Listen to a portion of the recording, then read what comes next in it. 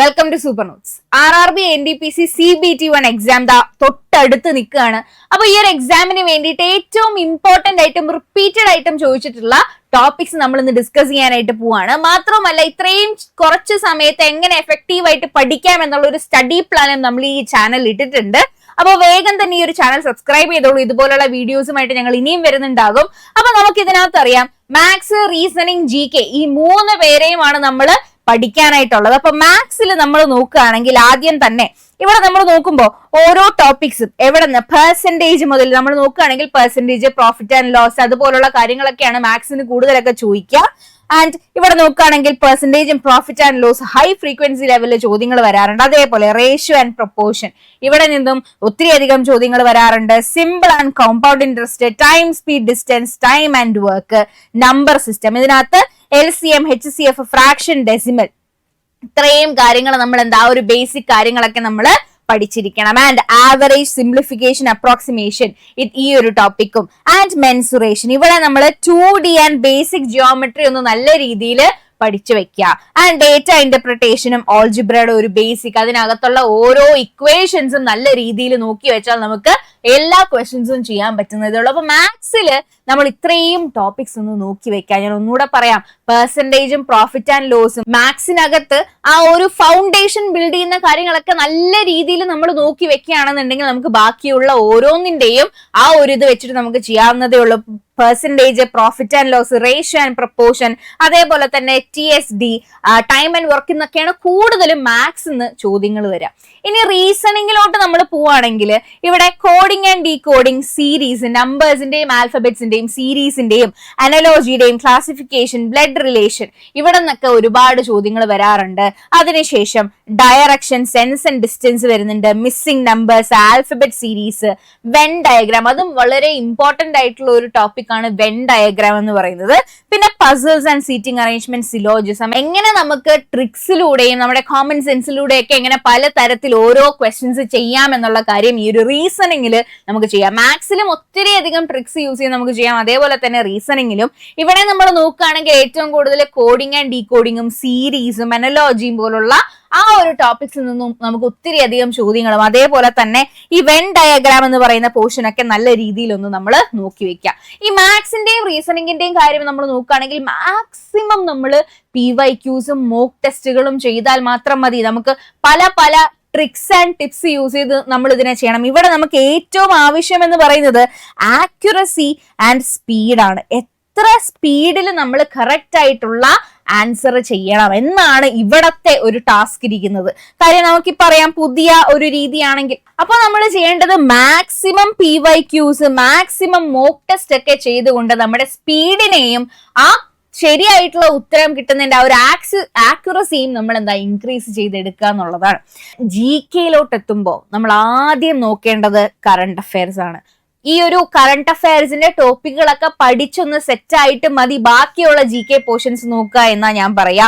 അപ്പൊ ഇവിടെ നമ്മൾ നോക്കുകയാണെങ്കിൽ last 6 to 12 months or 6 to 8 monthsന്റെ നമ്മൾ കറണ്ട് അഫയേഴ്സ് നോക്കി വെക്കേണ്ടതായിട്ടുണ്ട്. കാര്യം നമുക്കറിയാം, പറയാൻ പറ്റില്ല, വളരെ ലേറ്റസ്റ്റ് ആയിട്ടുള്ള കാര്യങ്ങൾ വരെയും ഈ കറണ്ട് അഫയേഴ്സിൽ ഇപ്പോൾ ചോദിക്കാറുണ്ട്. അതിനകത്ത് നമ്മൾ നോക്കുകയാണെങ്കിൽ ഇപ്പൊ ആ ബഡ്ജറ്റും കാര്യങ്ങളൊക്കെ വന്നിട്ടുണ്ട്, അതൊക്കെ നല്ല രീതിയിൽ ഫോക്കസ് ചെയ്യുക. And government schemes and missions, appointments and awards, sports, winners and venues, important days and themes, index, ഇങ്ങനെ കറണ്ട് അഫയേഴ്സിൽ ഓരോ ഇതായിട്ട് നോക്കുക. ബഡ്ജറ്റിൽ കുറച്ചും കൂടെ ഒന്ന് ഫോക്കസ് ചെയ്യാം. ആൻഡ് ഞാൻ ഒന്നും കൂടെ പറയാം, കറണ്ട് അഫയേഴ്സ് മൊത്തത്തിലൊന്ന് നോക്കിയതിന് ശേഷം ബാക്കിയുള്ള GK ടോപ്പിക്സ് ആയ ഹിസ്റ്ററി, ജിയോഗ്രഫി, സയൻസ് അങ്ങോട്ടൊക്കെ പോയാൽ മതി.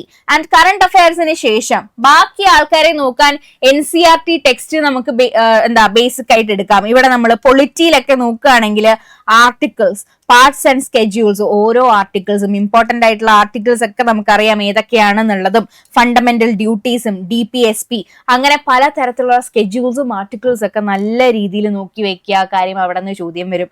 അപ്പൊ നമ്മൾ ഇവിടെ ഏറ്റവും കൂടുതൽ റിപ്പീറ്റഡ് ആയിട്ട് ചോദിച്ചിട്ടുള്ള ചോദ്യങ്ങളും ഏറ്റവും കൂടുതൽ ഇമ്പോർട്ടന്റ് ആയിട്ട് എത്ര ചോദിച്ചിട്ടുള്ള കാര്യങ്ങളെല്ലാം ഒന്ന് നല്ല രീതിയിൽ നോക്കി വെക്കുക. ആൻഡ് പാർലമെന്റും പ്രസിഡന്റ്, ഇലക്ഷൻ ക്വാളിഫിക്കേഷൻസും, election commission, emergency provision, official languages എല്ലാം ഇതിന്റെ കൂടെ തന്നെ നമ്മളൊന്ന് നോക്കി വെക്കുക. അപ്പൊ ഇവിടെ ഞാൻ നേരത്തെ പറഞ്ഞതുപോലെ ഓരോ ആർട്ടിക്കിൾസും ഫണ്ടമെന്റൽ ഡ്യൂട്ടീസും ആൻഡ് ഓരോ കാര്യങ്ങളും നമ്മൾ ഓരോ ആർട്ടിക്കിളും എന്താണ് പറയുന്നത് എന്നുള്ള കോഡൊക്കെ യൂസ് ചെയ്തിട്ട് നിങ്ങൾക്ക് പഠിക്കാവുന്നതാണ്. ആൻഡ് ഹിസ്റ്ററി, ജിയോഗ്രഫി അവിടെയൊക്കെ കുറച്ചും കൂടി എന്താ പറയുക, നമുക്ക് NCERT ടെക്സ്റ്റ് 9, 10, 11, 12 ആ ഒരു ക്ലാസ്സുകളിലെ NCERT ടെക്സ്റ്റ് ഒക്കെ യൂസ് ചെയ്തിട്ട് നമുക്ക് അവിടെ കവർ ചെയ്യാവുന്നതേ ഉള്ളൂ. ഇവിടെ നമ്മൾ പുതിയതായിട്ട് ഒരു ടോപ്പിക് പഠിക്കേണ്ട ആവശ്യമില്ല. ഞാൻ ഈ പറയുന്ന ടോപ്പിക്സ് ഒന്ന് നല്ല രീതിയിൽ കവർ ചെയ്താൽ മാത്രം മതി. കാരണം ഇവരെയൊക്കെയാണ് കൂടുതലായിട്ടും റിപ്പീറ്റഡ് ആയിട്ടും ചോദിച്ചിട്ടുള്ളത്. സ്റ്റോൺ ഏജ് വരുന്നുണ്ട്, ഒരു ക്രൊണോളജിക്കൽ ഓർഡറും ടൂൾസും ക്യാരക്ടറിസ്റ്റിക്സ് ഒക്കെ ഇതിനകത്ത് വരുന്നുണ്ട്. അതേപോലെ തന്നെ ഇൻഡസ് വാലി സിവിലൈസേഷൻ, അതിന്റെ എന്താ കീ ഫീച്ചേഴ്സും അതിന്റെ ഓരോ സൈറ്റുകളും ചോദിക്കുന്നുണ്ട്. ബുദ്ധിസം ആൻഡ് ജൈനിസം, അതിന്റെ ബർത്ത് പ്ലേസ്, സിമ്പിൾസ്, ഫെസ്റ്റിവൽസ് പോലുള്ള കാര്യങ്ങളൊക്കെ. Mughal empire, British acts and policies, അതൊന്ന് നന്നായിട്ട് നോക്കി വെക്കുക. ഗാന്ധിയൻ മൂവ്മെന്റ്സും ഇതൊക്കെയാണ് എന്താണ് ഹിസ്റ്ററിയിലും. ഞാൻ ഒന്നുകൂടെ പറയാം, NCERT ടെക്സ്റ്റ് ഒന്ന് റെഫർ ചെയ്താൽ മതി, 9, 10, 11, 12 ആ ഒരു ക്ലാസ്സുകളൊക്കെ. ആൻഡ് അതിനുശേഷം തന്നെ ഇന്ത്യൻ നാഷണൽ കോൺഗ്രസ് വരുന്നുണ്ട്. അതിന്റെ ഫൗണ്ടേഷൻ, പ്രസിഡൻസ്, ഇമ്പോർട്ടന്റ് സെഷൻസ് എല്ലാം എന്താ നല്ല രീതിയിൽ ഒന്ന് നോക്കി വെക്കുക. ഗവർണർ ജനറൽസും വൈസ്രോയ്സും ഓരോ ഇമ്പോർട്ടന്റ് ആയിട്ടുള്ള പേഴ്സണൽസിന് നോക്കി വെക്കുക. ആൻഡ് മിസ്ലേനിയസ് ആയിട്ടുള്ള ബുക്സ്, സ്ലോഗൻസും അതുപോലെ തന്നെ റിഫോംസുകൾ ഏതൊക്കെയാണെന്നൊന്ന് നോക്കി വെക്കുക. ഇവിടെയും നമുക്ക് മാക്സിമം എന്താണ് റിപ്പീറ്റഡ് ആയിട്ടുള്ള ചോദ്യങ്ങളും PYQs ഒക്കെ ചെയ്യുന്ന സമയത്ത് ആ ഒരു പാറ്റേൺ, ആ ഒരു എക്സാം പാറ്റേൺ നമുക്ക് മനസ്സിലാവും. അപ്പൊ ആ ഒരു പാറ്റേൺ അനുസരിച്ച് ഈ ടോപ്പിക്കിൽ ഈ ഇന്ന ആളെ കുറിച്ച് എങ്ങനെയൊക്കെ ചോദ്യങ്ങൾ വന്നു എന്നൊക്കെ നമുക്ക് മനസ്സിലാക്കാനായിട്ട് സാധിക്കും. ഇനി എക്കണോമിക്സിന് നോക്കുകയാണെങ്കിൽ NITI Aayog and planning commission 5-year പ്ലാൻസും ആൻഡ് ഇതിനകത്ത് നമുക്ക് എന്താണ് ആ ഒരു ബഡ്ജറ്റിന്റെ ഇവിടെയും നമുക്ക് ബഡ്ജറ്റിന്റെ ആ ഒരു ഇത് കൊണ്ടുവരാം. അപ്പൊ ഇത് നല്ല രീതിയിൽ നീതി ആയോഗ് ആവട്ടെ, 5-year പ്ലാൻസ് ആവട്ടെ, നല്ല പോലെ അരച്ച് കലക്കി അങ്ങ് കുടിക്കുക. ഞാൻ വീണ്ടും പറയാം, പുതിയ ടോപ്പിക്സ് നോക്കണ്ട, ഈ ഒരു കാര്യം മാത്രം ഒന്ന് ഫോക്കസ് ചെയ്ത് പഠിച്ചാൽ മതി.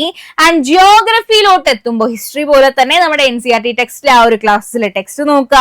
ലേക്സ്, വാട്ടർഫോൾസ്, നാഷണൽ വാട്ടർവേസ് അത് വരുന്നുണ്ട്. Dams and hydro power projects വരുന്നുണ്ട്.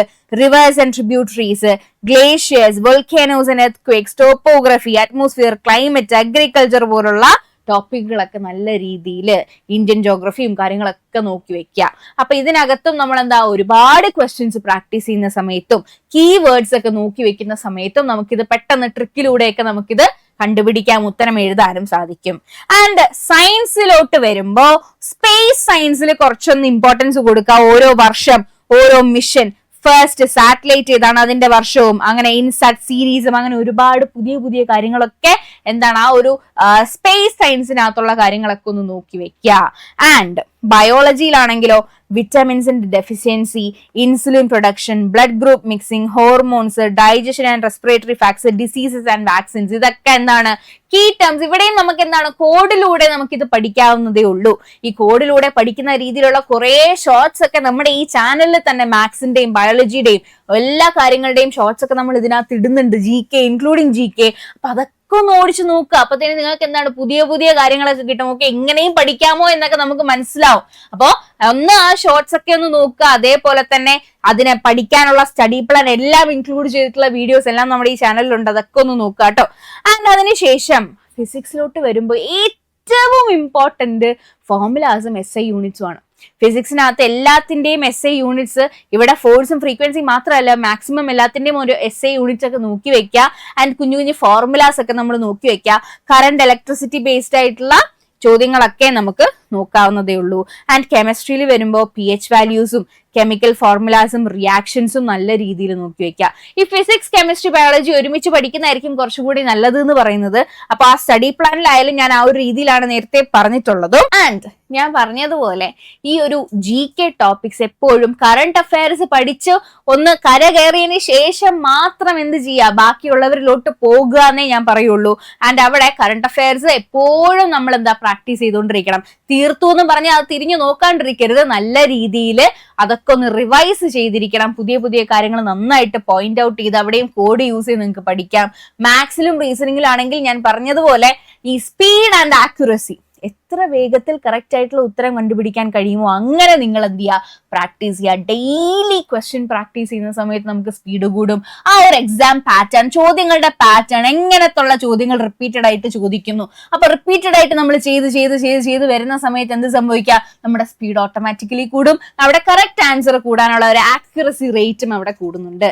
ആൻഡ് ഇവിടെ GK വരുമ്പോൾ ഓരോന്നും history, geography, polity, science related സാധനങ്ങളെല്ലാം നമ്മുടെ NCERT ടെക്സ്റ്റിലുള്ള കാര്യങ്ങളൊക്കെ നോക്കുക. അവിടെയും എന്താണ്, കോഡുകൾ ഉപയോഗിച്ച് മാത്രമല്ല നമുക്ക് കുഞ്ഞു എന്താണ് കണക്ട് ചെയ്ത് പഠിക്കാൻ പറ്റുന്ന രീതിയിൽ പഠിച്ചെടുക്കുക എന്നുള്ളതാണ്. അപ്പൊ ഇതിന് വേണ്ടിയിട്ട് ഞാൻ പറഞ്ഞു എക്സാം തൊട്ടടുത്താ വരുന്നത്, അപ്പൊ മാക്സിമം ക്വസ്റ്റ്യൻസ് പ്രാക്ടീസ് ചെയ്യണമെന്ന് ഞാൻ ചുമ്മാ പറഞ്ഞുകൊണ്ടിരിക്കുകയാണ്. അപ്പൊ ഇതിന് വേണ്ടിയിട്ട് ഞാൻ പറഞ്ഞു, ആദ്യം മുതലേ പറയുന്നുണ്ട് മാക്സിമം ക്വസ്റ്റ്യൻസ് പ്രാക്ടീസ് ചെയ്യുക, കാരണം എക്സാം ദാ തൊട്ടടുത്തെത്തി. അപ്പൊ അതിന് വേണ്ടിയിട്ട് നമുക്ക് CBT 1 + CBT 2 വേണ്ടിയിട്ട് ഒരു ടെസ്റ്റ് പാക്ക് നമ്മുടെ കയ്യിലുണ്ട്. വെറും 250 rupees മാത്രമേ ഉള്ളൂ. മാക്സിമം ക്വസ്റ്റ്യൻസ്, ഇമ്പോർട്ടന്റ് ആയിട്ടും റിപ്പീറ്റഡ് ആയിട്ടും ചോദിച്ചിട്ടുള്ള ക്വസ്റ്റ്യൻസ് നിങ്ങൾക്ക് എന്താ ചെയ്യാവുന്നതാണ്. അതിന് വേണ്ടിയിട്ടുള്ള 250 rupees മാത്രമുള്ള ടെസ്റ്റ് പാക്ക് നിങ്ങൾക്ക് ഇപ്പൊ പർച്ചേസ് ചെയ്യാം. ഇനി CBT 1 എക്സാമിന് ശേഷം CBT 2 പ്രിപ്പയർ ചെയ്യണം നമ്മൾ. അതിന് വേണ്ടിയിട്ട് നമ്മുടെ തേജസ് ബാച്ചിൽ നിങ്ങൾക്ക് ഇന്ന് തന്നെ ജോയിൻ ചെയ്യാം. ഇവിടെ എന്താണ്, വളരെ പ്രയോറിറ്റി ബേസ്ഡ് ആയിട്ടുള്ള ക്ലാസ്സുകളും ടോപ്പിക്സും ലൈവ് PYQ ഡിസ്കഷൻസും മെന്റർഷിപ്പും മോട്ടിവേഷൻ സെഷൻസും എല്ലാം പ്രൊവൈഡ് ചെയ്യുന്ന ഈ ഒരു ബാച്ചില് ഇന്ന് തന്നെ നിങ്ങൾക്ക് ജോയിൻ ചെയ്യാം. ജോയിൻ ചെയ്യാനായിട്ട് 8281223366 എന്ന് പറയുന്ന നമ്പറിലേക്ക് നിങ്ങൾക്ക് കോൺടാക്ട് ചെയ്യാം. ഞാൻ വേറൊരു കാര്യം കൂടെ പറഞ്ഞോട്ടെ, പഠിക്കുന്ന സമയത്ത് നമുക്ക് ഒത്തിരി അധികം ഡൗട്ടുകൾ വരും. ഞാൻ ഈ പഠിക്കുന്ന രീതി ശരിയാണോ, ഈ സ്റ്റഡി പ്ലാൻ എനിക്ക് സെറ്റ് ആവുന്നില്ല, ആപ്റ്റ് ആവുന്നില്ല എന്ന് തോന്നുകയാണെങ്കിൽ, നിങ്ങൾക്ക് എവിടെയെങ്കിലും ഒക്കെ ഒരു മെന്റർഷിപ്പ്, ഒരു പേഴ്സണൽ ഗൈഡൻസ് വേണമെന്ന് തോന്നുകയാണെങ്കിൽ ഈ വീഡിയോയുടെ താഴെ ഒരു ഗൂഗിൾ ഫോം ഉണ്ട്. ആ ഗൂഗിൾ ഫോം ഒന്ന് ഫില്ല് ചെയ്യുക. നമ്മളുമായി കോൺടാക്ട് ചെയ്യാൻ നിങ്ങൾക്ക് സാധിക്കും. നിങ്ങളുടെ പ്രശ്നം എന്താവട്ടെ, പഠിത്തത്തിനെ റിലേറ്റ് ചെയ്താവട്ടെ, നിങ്ങളുടെ കൺഫ്യൂഷൻസ് ആവട്ടെ, എന്തുമാവട്ടെ, ഏതെങ്കിലും എക്സാം റിലേറ്റഡോ എന്തുമാവട്ടെ, ഞങ്ങളുമായി നിങ്ങൾക്ക് കൺവേ ചെയ്യാം. അതിനൊരു സൊല്യൂഷൻ നമുക്ക് കണ്ടുപിടിക്കാം. അപ്പൊ ഞാൻ ആദ്യം പറഞ്ഞ പോലെ ഇതുപോലുള്ള വീഡിയോസുമായിട്ട് ഞങ്ങളുടെ ചാനല് എല്ലാ ദിവസവും വരുന്നുണ്ട്. അപ്പൊ ഈ ഒരു ചാനൽ ഇപ്പൊ തന്നെ സബ്സ്ക്രൈബ് ചെയ്ത് വെച്ചോ, ആ ബെൽ ഐക്കൺ കൂടെ ഒന്ന് ക്ലിക്ക് ചെയ്ത് വെച്ചോ. അപ്പോ ഇതുപോലുള്ള വീഡിയോ ആയിട്ട് നമുക്ക് വീണ്ടും കാണാം. So thank you so much and stay tune.